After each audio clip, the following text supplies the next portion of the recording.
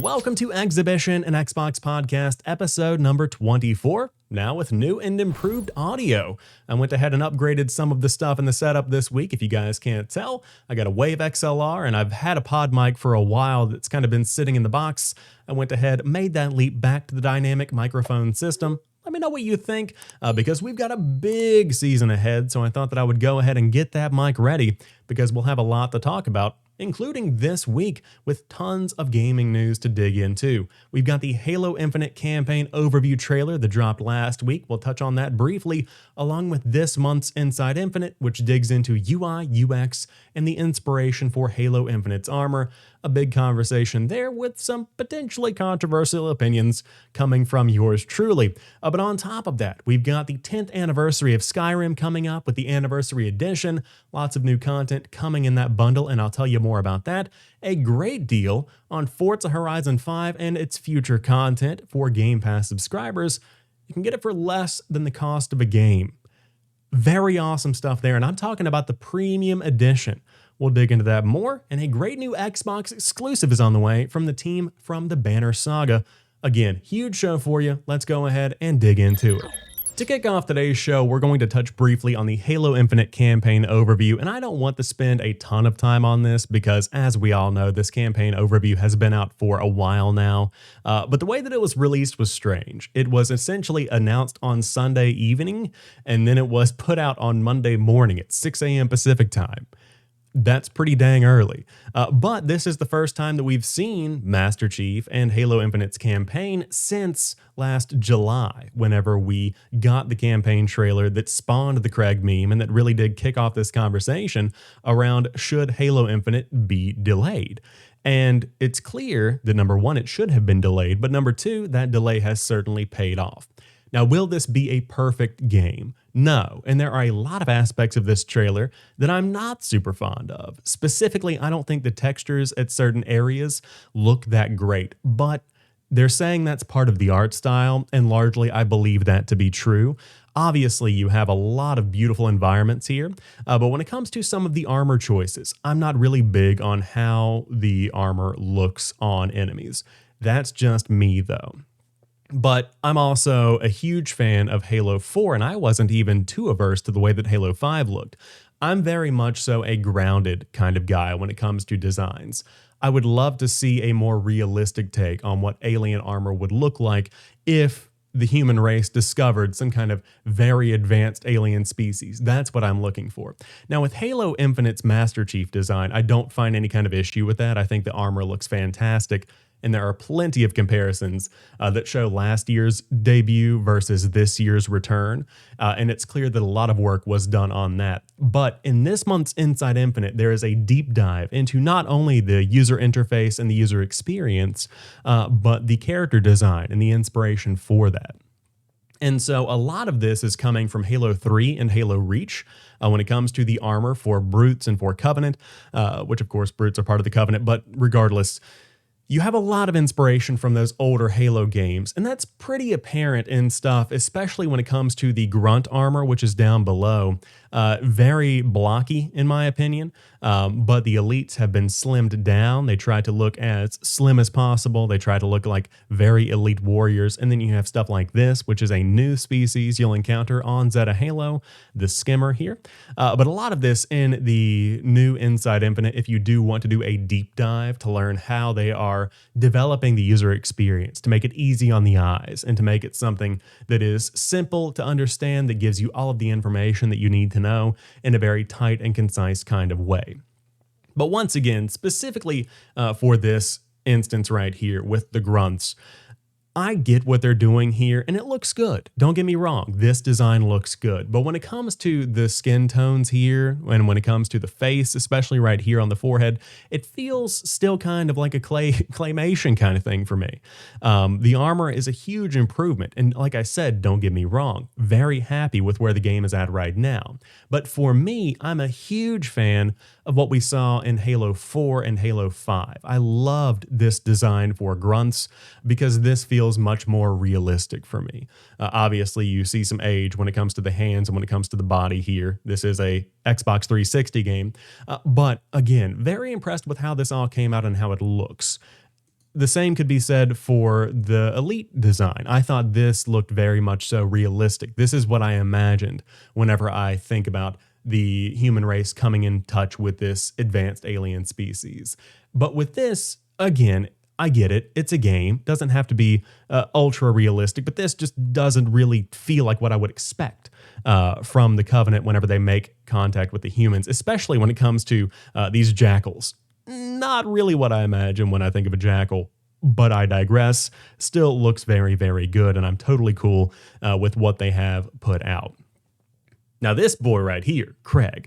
Let's talk Graig. If you don't know, Graig is the meme that just kept on giving, and it's one that Xbox absolutely owned, and there are going to be homages paid to Graig in the final product. But Graig is this brute that looked horrendous, looked like a chunk of melted Play-Doh in the first Halo Infinite campaign trailer, and you have Xbox on Twitter making fun of the situation with a how it started, how it's going comparison, where you have the brood over here, the brood over here, looking really, really good. A lot of improvements here, and much like every Silicon Valley CEO during the pandemic, Graig grew a mohawk and a beard. So that's what you can expect from Halo Infinite. But all jokes aside, the game is looking very, very good. I'm excited to dive in on December the 8th and see what's going on. I think the campaign is going to be very engaging. Kind of strange still that they're just kind of pretending that the entire Halo 5 campaign didn't really matter. It feels like we're not touching on that much at all. But I digress. The Prometheans, I'm not a big fan of anyway, so you can kind of keep that and put that to the side if that's going to be something that they keep in the archives. It was a very strange time for the Halo universe. But again, we're getting back to the roots here. You've got brutes, you've got jackals, you've got grunts, you've got elites, and that's pretty much what you're going to be getting from Halo Infinite. You've got a mystery where you figure out what's going on with Cortana and how to reconnect with her and become one, because again, Halo and Cortana and Master Chief, these are all part of the Xbox universe. These are all part of the experience. And so I think that they're doing very good getting Joseph Staten back into the mix and really getting back to those Halo roots. So it's clear that's where they are going with this, especially when it comes to the design for armor and the overall experience. But giant Halo open world on Zeta Halo with Master Chief with tons of guns. What more could you want? Coming on December the 8th. Now, in the meantime, if you do want to dive back into the Master Chief Collection, you absolutely should by the end of the day today if you haven't already over the weekend, because you can get a spooky nameplate for Halloween, as reported on here by GamePer, and it was originally posted up on the MCC development forums, but some 20-year celebrations are also on the way. No details have been shared, but an update is coming next week to add some more content to the Master Chief Collection. In the meantime, you can dig in and get this spooky pumpkin Halo Combat Evolved nameplate to customize your online experience. Looks pretty good, and of course, with the 20th anniversary on the way, I am sure there are going to be plenty of big Halo celebrations in the weeks ahead. But stay tuned. Of course, you can follow @Halo on Twitter to get the latest information, or you can stay in touch on the Halo Waypoint forums to learn the latest news as soon as it's posted by the development team. November is a massive month for gaming, always has been, always will be, but for 2021 we have a lot of big anniversaries, including Xbox and Halo, but also the 10th anniversary of Skyrim, and with that anniversary comes yet another re-release for the game that just keeps on coming. The Anniversary Edition is almost here, and some new quests are coming that tap into Morrowind and Oblivion. This comes from Eurogamer's Wesley Yinpool, who writes, "The Elder Scrolls V Skyrim Anniversary Edition has new quests tapping into Morrowind and Oblivion, Bethesda has revealed. Anniversary Edition, which is due out on November the 11th to tie in with Skyrim's 10th birthday, includes an all-new batch of creations outlined in the video below. This new batch includes new quests tapping into Tamriel's history, Bethesda said. One is Ghost of the Tribunal. Here, you earn over a dozen new weapons and armors that were in the Elder Scrolls III Morrowind. Another is The Cause. Here, players encounter the Mythic Dawn, who are trying to form a new Oblivion Gate. This quest includes brand new enemies, locations, and weapons, as well as a conjurable Daedric horse. Creations are paid mods sold from Bethesda's Creation Club. Owners of Skyrim Special Edition can get 4 creations thrown in. Saints and Seducers is a full quest expansion featuring the largest amount of content ever included in a single creation. There's a whole new storyline to uncover, new armor sets, weapons, artifacts, and enemies. The Rare Curios creation adds Khajiit caravans that deliver rare imports from the far reaches of Tamriel. These merchants sell new ingredients for you to create new potions, arrows, and poisons. The survival mode creation does what you expect. You have to contend with the elements, keep warm, well-fed, and rested to stay alive. And then there's the fishing mode creation, which adds over 20 unique aquatic species to Skyrim. You can keep them as pets in your own home aquarium. There's also some fishing-related quests. Anniversary Edition, meanwhile, comes bundled with all previously released Creation Club creations, as well as the 4 free creations outlined above. And of course, right now there is no definitive detail as to how much this is actually going to cost, but I would say anywhere between 40 and 60 bucks seems appropriate. Probably that 50 buck mark is going to be where it lands, but we'll see what happens in the days ahead. When it comes to Skyrim, it's one of the most influential RPGs of all time. It spawned dozens and dozens of memes, and it's become a core part of the community. When someone builds a new PC, Skyrim is a high probability for the first game that they boot up. On top of that, the game has been modded to become so many different experiences that it's just a huge part of the gaming community, and it's nice to see that it continues to be that. But I would be remiss to say I'm not getting sick of seeing Skyrim. I'm looking forward to The Elder Scrolls 6. It's about time for that bad boy to make an appearance, and I would say you're probably going to be getting that one 2024, maybe? Sounds about right, but we'll see what comes of it. In the meantime, it's nice to see at least some new content is on the way, and a significant amount of content at that. It seems like this does warrant picking up the Anniversary Edition for hardcore fans, or for those that have never actually checked out Skyrim. This would be a good option. Now, the big question for me is, how much will it cost to upgrade to the Anniversary Edition? And then on top of that, will this be included in Game Pass? That's another big question as well. I haven't read anything. If you know anything, you can leave it in the comment section down below. But it feels like a good fit for Game Pass. Obviously, with Bethesda now being owned by Xbox, this would be a great celebration to add to a growing list of celebrations, of anniversaries, and new updates coming to the games that we love. So we'll have to wait and see, but I'm very excited to get Medieval with it. And speaking of Medieval with it, the Age of Empires 4 has launched this week. If you do want to check that out, it's up right now on Xbox Game Pass for PC. There is some talk of it potentially coming to consoles, but if you are a fan of real-time strategy, Age of Empires is going to be the game for you. And I took some time to dig into the first couple of minutes of it. I probably spent about an hour with the game, getting through the introduction, learning how the mechanics work, and it is very fun. It is a very good RTS. Now, how much time will I spend with it? Yet to be seen, but it is clear this is going to be much more welcoming than something like Humankind. For me personally, the mechanics of the game so far have been much more welcoming. I don't have to worry about miscellaneous types of currency. I don't have to worry about tons and tons of consumables or any kind of stocks of specific materials other than your basic wood, food, that kind of stuff. And so I think this is going to be an RTS that could be my branch into the world of RTSs in a bigger way. I love strategy. I'm a huge fan of strategy. And so I'm looking forward to getting into this a bit more. But if you do want to dive in, once again, you can right now. Age of Empires 4 out on Game Pass for PC, or you can pick it up for 60 bucks. Not too bad of a deal. One of the biggest games of this fall release season is Forza Horizon 5, and if you are a Game Pass member, Aaron Greenberg has highlighted a member of the community at Woggerman1974 who has pointed out a fantastic deal. Aaron Greenberg writes, quote, "Good reminder, if you are a Game Pass member, you can upgrade to the $99 premium SKU for only $44 to get expansions 1 and 2, Car Pass, VIP membership, early access, and more." That's a great deal, and it's one that I already went in on. But the Forza Horizon 5 Premium Add-ons bundle includes a ton of content. I'm talking a lot of content. Once again, you get early access coming this Friday, November the 5th, but on top of that, tons of new expansions that will come in the future. And for one of the best looking next generation racers so far, it's looking very, very good, very enticing. And I will say that some people have said it doesn't look much better than Forza Horizon 4, especially after that next generation upgrade that game received last winter. And my response to that would be, it looks better for me personally because it's a more exotic location. So you get more water, you get more snow, you get more diverse biomes. But on top of that, how much more do you really need from Forza Horizon 4?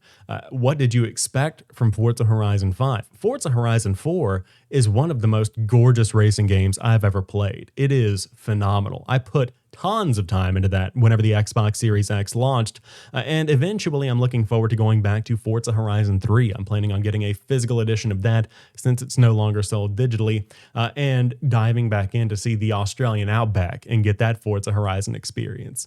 But for 5, when it comes to the diversity of the Mexican landscape, that's what's going to do this for me. And so that's why I went ahead, picked up that $45 upgrade, because it's a game I would have bought on day one, even if I hadn't had Game Pass.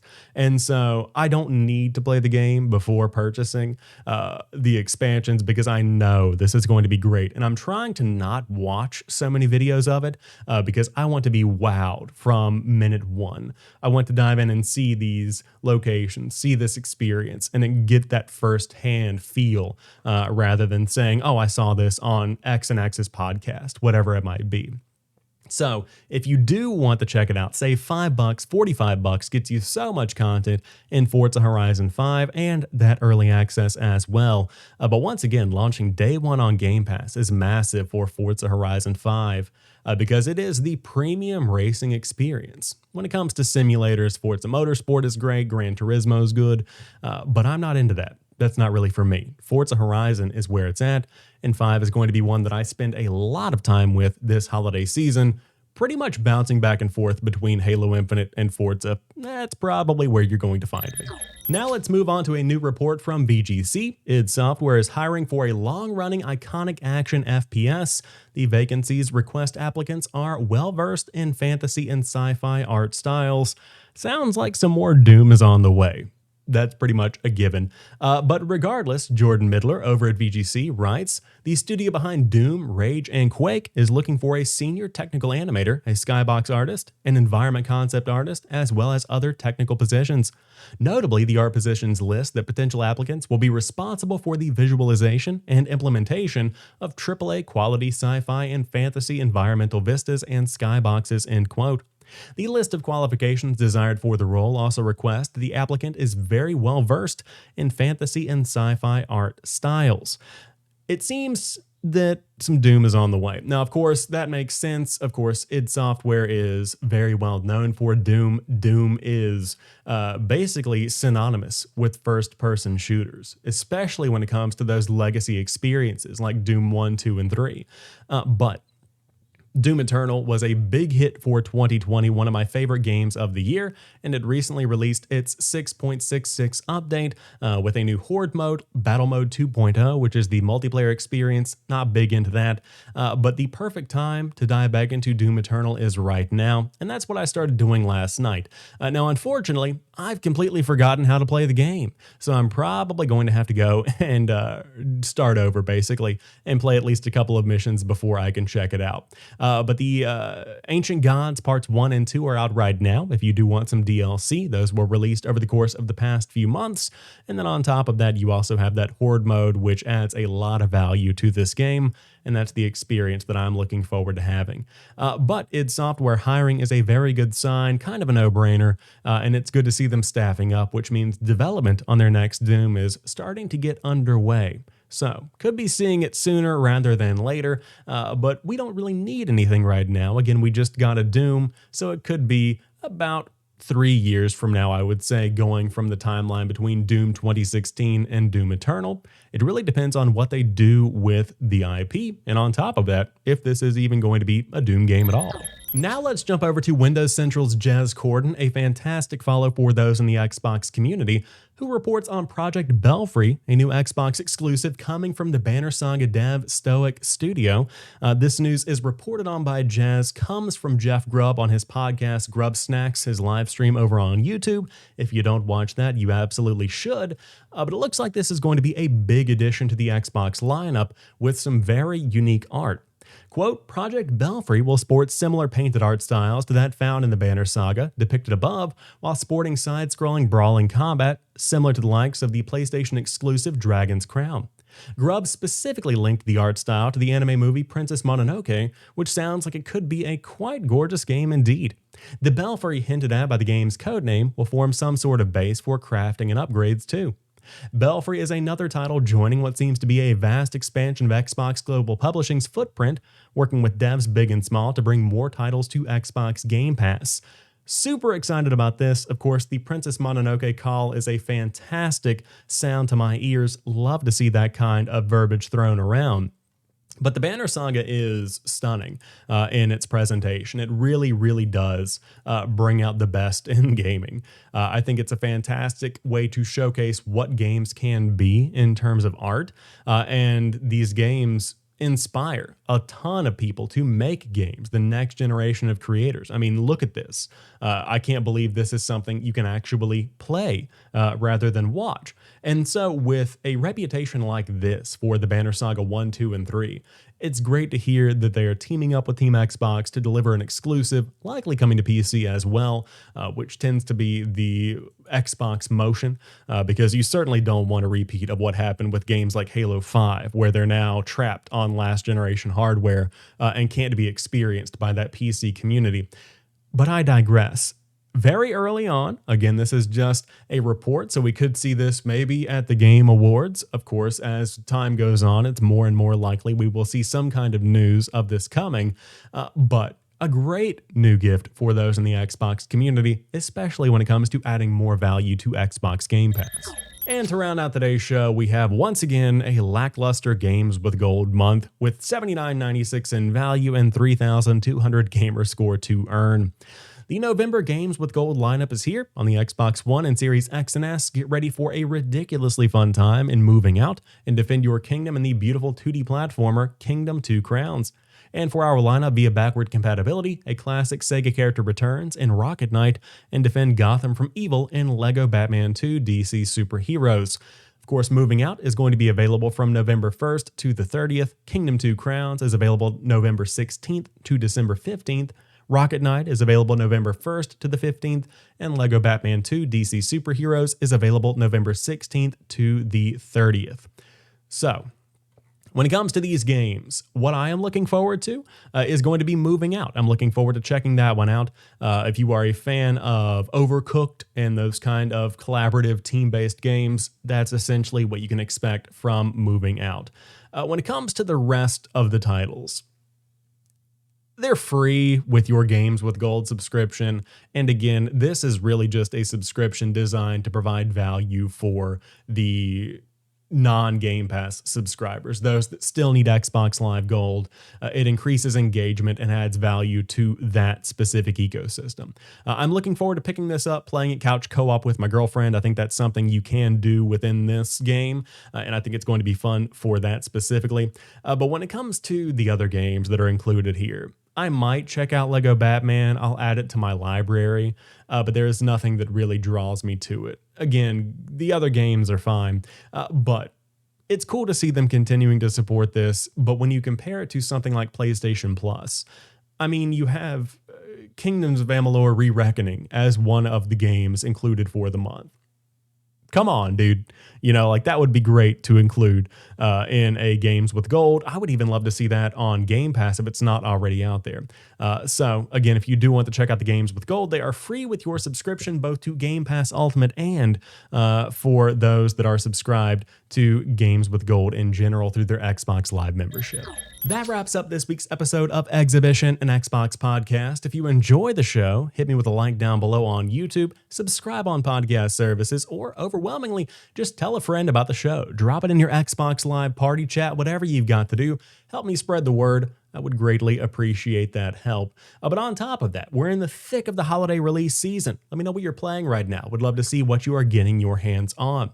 But until next week, I'll be counting down the days until Forza Horizon 5, and I'll talk to you soon. Keep on playing.